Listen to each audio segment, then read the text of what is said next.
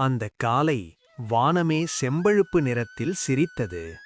கிராமத்தின் நடுவே போகித் தீ உயர்ந்து எரிந்தது. அது ஒரு தீ இல்லை, அது பழைய கவலைகளை எரிக்கும் நம்பிக்கை. மரக்கட்டைகள் ஒன்றோடொன்று சேர்ந்தபடி, பழையதை விடு, புதிதை வரவேற்கு என்று சொல்லும் போல எரிந்தது. தபடி சொன்னான், இன்று சோகம் எரியும் நாள் இல்லை, இன்று சந்தோஷம் பாதும் நாள்.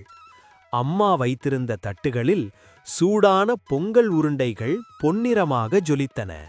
பக்கத்தில் கரும்புச்சாறு இனிமையோடு காத்திருந்தது.